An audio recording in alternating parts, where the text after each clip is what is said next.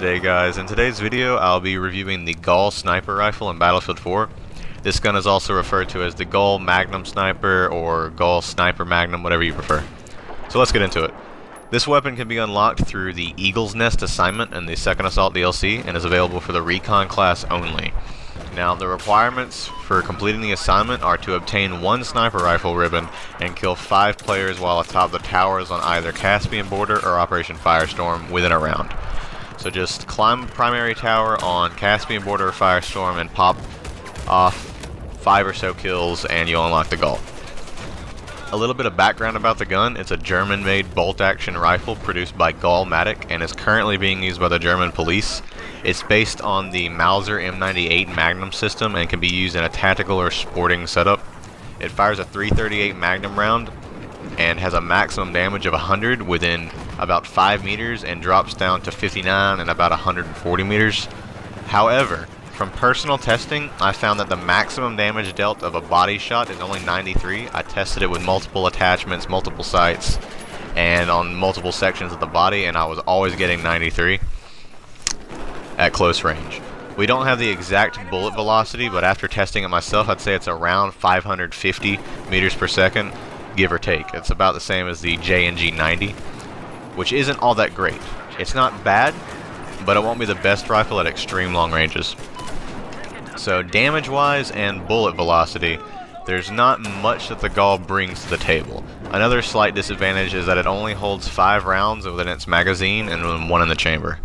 The 1 or 2 advantages to this gun over other rifles is that its reload time and rechambering time are actually pretty fast. I clocked the fast reload at about 2.7 seconds and the long reload at about 3.2. It also rechambers each round at about 1 second flat, give or take.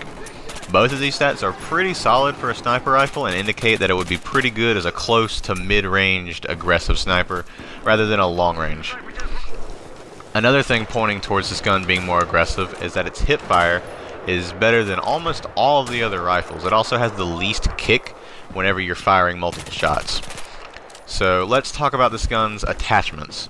Now, for some reason, this gun defaults with the iron sight and only has the red dot, holographic 3.4 times, ACOG, and ballistic sights available for unlock.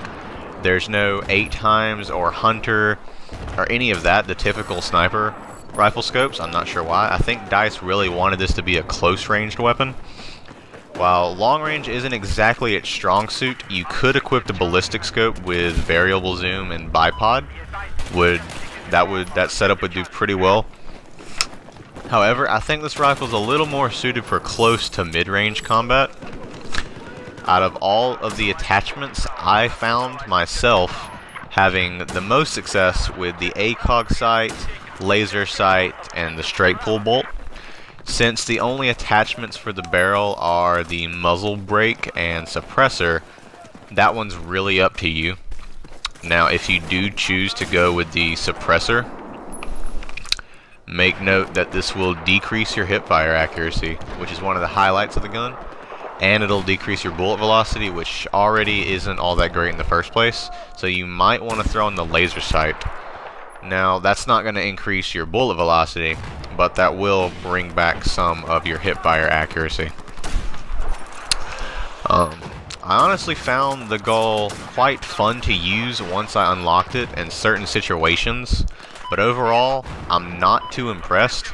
Now, this was a really popular gun coming back. It wasn't in Battlefield 3, but it was very popular in Bad Company 2, and at least on the PC version, I believe it was referred as the most accurate sniper.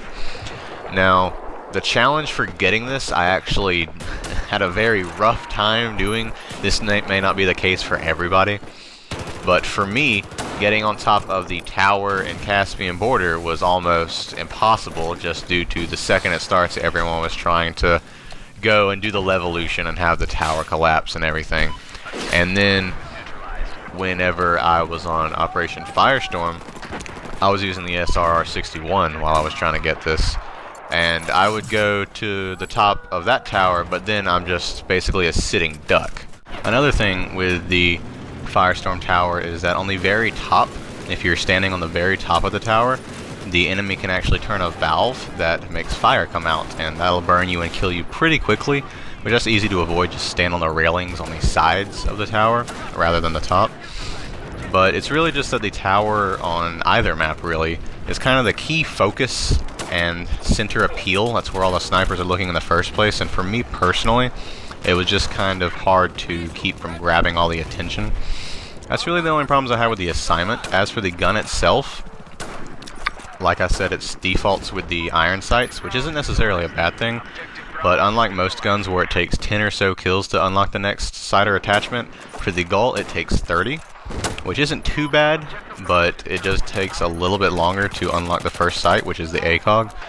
So just getting the gun and unlocking the first few attachments I had a bit of trouble with, but other than that, it wasn't so bad. Once I did get the ACOG and started unlocking all the attachments and unlockables for it, I actually was having quite a bit of fun, mainly on the domination. I played quite a bit of domination with it on a couple different maps, and I was really enjoying that. Not so much on the larger scale maps. You can see here I am playing on Metro and Gulf of Oman Conquest Large, and I was having fun then, but for the most part I didn't enjoy it all too much on the large scale maps. It's a pretty neat little gun all in all, but for such a popular weapon coming back from Bad Company 2, I feel like some people may be a little let down. I'm personally not too impressed, and would actually like to see it be a little bit better. It's not a bad rifle in any way, it's just not outstanding in any way either. There's plenty of other aggressive snipers out there that'll do the same thing. But let me know what you guys think in the comments below, guys, and be sure to suggest any other weapons that you'd like to see me review. Yeah, that's about it for today's video. Feel free to leave a like if you enjoyed, and yeah, I'll see you in the next one.